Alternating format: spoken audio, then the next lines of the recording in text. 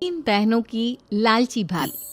करिश्मा, रेशमा और मनीषा तीन बहनें हैं। उनका एक भाई भी है, मयंक। मयंक अपनी बहनों को बहुत प्यार करता है, लेकिन मयंक की पत्नी सविता इस मामले में मयंक से बिल्कुल ही अलग है।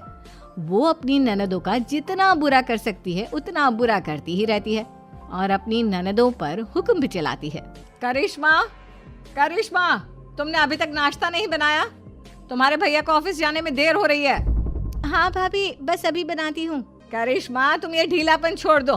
कल को पराए घर जाना है। वहाँ अगर तुम इस तरह से काम करोगी तो लोग क्या कहेंगे कि माँ ने और भाभी ने कुछ सिखाया नहीं। और तुम्हारी दोनों बहनें कहाँ हैं?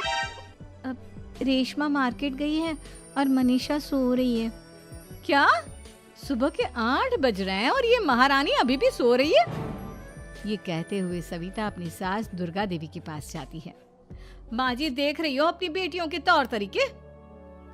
क्या हुआ बहू, सुबह सुबह क्या कर दिया मेरी बेटियों ने? अरे एक तो अभी अभी उठकर किचन में गई है, दूसरी सुबह सुबह बाहर चली गई और तीसरी अभी तक सो रही है।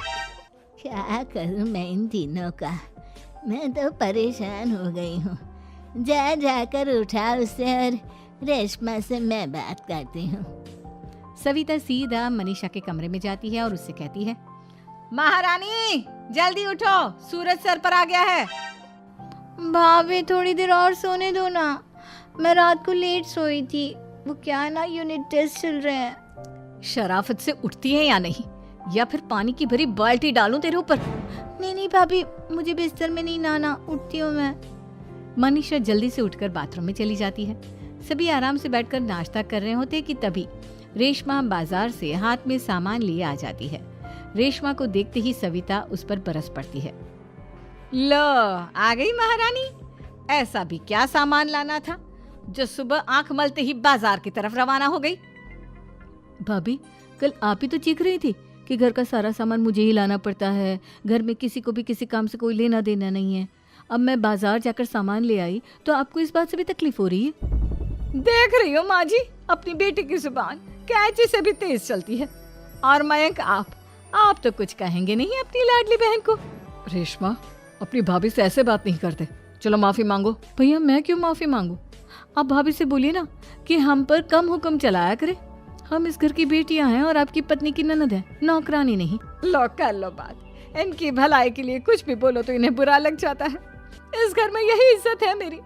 देख लो माँ जी, आपकी बेटी किस लहजे में मुझसे बात कर रही है। सविता वहाँ से चली जाती है। मयंक को बहुत गुस्सा आता है, वो भी वहाँ से चला जाता है। फिर करिश्मा रेशमा को समझाती है, रेशमा, तुम्हें भाभी से माफी मांग लेनी चाहिए थी ना। लेकिन दीदी, मैंने कुछ किया ही नहीं, तो मैं माफी क्यों मांगू? हाँ करिश्मा दीदी, रेशमा दीदी जैसे ही घर में आई भाभी ही उन पर चिल्ला रही थी। हाँ, मैं मानती हूँ कि गलती भाभी की थी। मैं तो इसलिए बोल रही हूँ कि भाभी ने माँ को तो पूरी तरह अपने वश में कर लिया है। वो हमारी बात सुनती ही नहीं। मयंक भैया हमारे लिए हमेशा खड़े रहते हैं, इसलिए उनकी बात का मान तो तुम्हें रखना चाहिए था ना। कोई फायदा नहीं दीदी, कुछ दिनों की बात और है, भाभी उन्हें भी हमारे खिलाफ भड़का देंगी। फिर वो भी माँ की तरह हमारी किसी बात का विश्वास नहीं करेंगे। इसी तरह सविता अपनी तीनों ननदों को किसी न किसी बात पर परेशान करती रहती थी। एक दिन मयंक अपनी तीनों बहनों के लिए गिफ्ट लाया। करिश्मा, ये तुम्हारे लिए हार का सेट। रेशमा, तुम्हारे लिए सुंदर सी ड्रेस। और मनीषा, तुम्हें किताबें पसंद है ना, तुम्हारे लिए किताबें लाया हूँ। थैंक यू भैया। थैंक यू भैया। थैंक यू भैया। करिश्मा, तुम्हारा